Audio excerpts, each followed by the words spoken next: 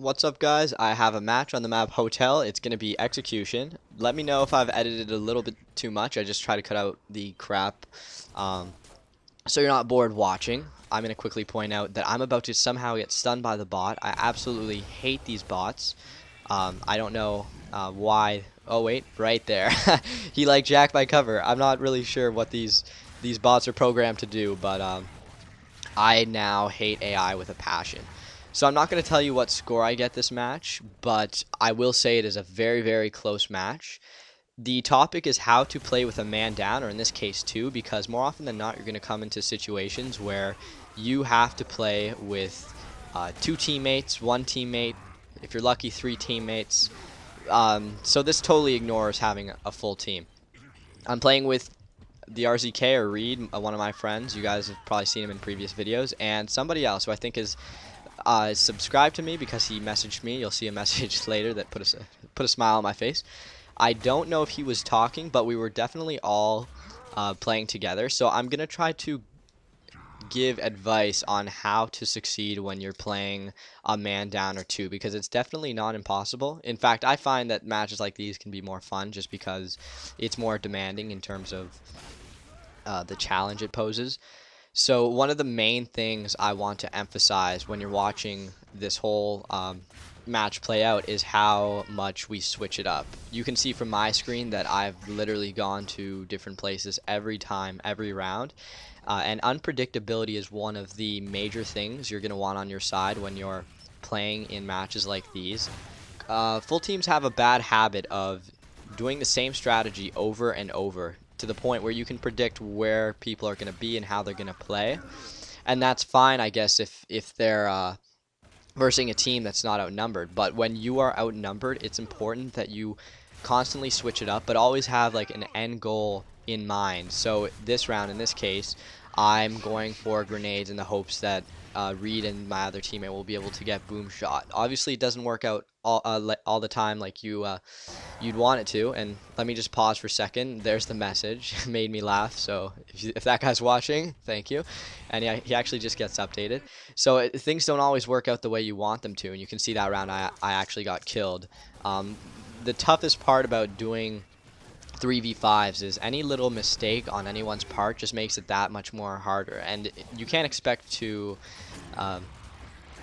get away with what you want to do every round. And you can see that last round that had Torque and Digger, I went to Torque, and this round I'm going to Digger, and that's because like I said, if they're smart, they will want to come after us right away without giving us a chance to get a power weapon, so they would have gone to Torque. And I know a couple of them did, and only a couple of them ended up going to Digger, so we were able to pick them off.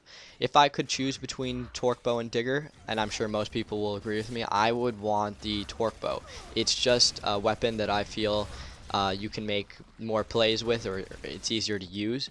But sometimes you're not going to be able to get the weapon you always want. And I guess a really good example of this is when you go for boom. Sometimes you're going to verse teams that are just going to flat out overpower you all the time, especially when you're a man down.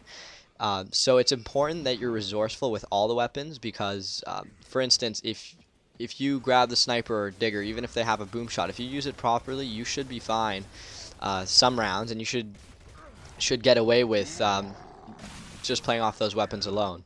So I guess the bot there got really upset that we were just taking forever, so he actually ended up getting the kill. And I guess we're going for boom again this round, and this time I go 2 grenades, but I go from the outside. And for those of you who don't know, when you actually go for grenades from the outside, it's faster than going from the inside by just a little bit. I don't know why they were not putting that much of an emphasis on boom shot. Maybe it's because I don't think any of us went to snipe last round. Oh, and I love that bots will just switch weapons with you. That's the one thing that won't drive me nuts, except for the bull talk. They pull out the bull talk, and then it's like, no, I'm gonna switch it and not use it. But I don't think you can trade pistols anyway. So I'm pretty sure I've mentioned, and sorry if I haven't, but communication is key.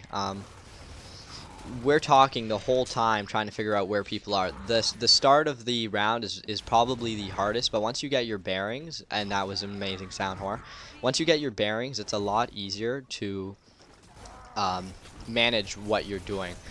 So now I'm going for Digger again, but instead of going for from the left, I'm cutting from the right. which is good. I actually pushed them back quite a bit, but you're going to see this guy gets a nice little bounce, and he actually ends up picking me off, which sucks. Yeah, these rounds get really, really tough, and what's the score? Okay, it's 4-3 at this point. I'm trying to fall back on the Bull Talk one more time because I know I can get some domes, and I know there's going to be a lot at Boomshot, and it starts off rather nicely.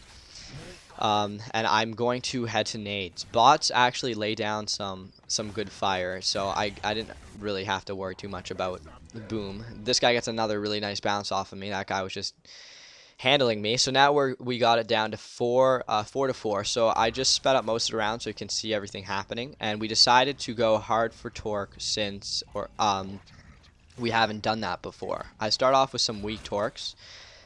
So the bot's getting picked off. I'm not sure if our other player gets picked off. These guys are a little bit more aggressive than they should have been at this point. I would have said for them to slow things down, and maybe that's another tip I would give you. If it's ever possible, slow things down, because if you're a smarter player, it's going to be a lot easier for you to plan things out so that you can take care of full teams. But they actually kind of just rush a little hard, and since Reed has my back and I have Torquebo, we're able to get it down to a 3v3. And now they're just being they're just not being very smart. I don't think they're all coming from a section 1v1v1, which is not smart, seeing as how the three of us, all human players, no AI, are rather close. And we actually end up getting the win, which I thought was pretty nice. So hopefully I gave you some help on how to manage full teams, and I will catch you guys later.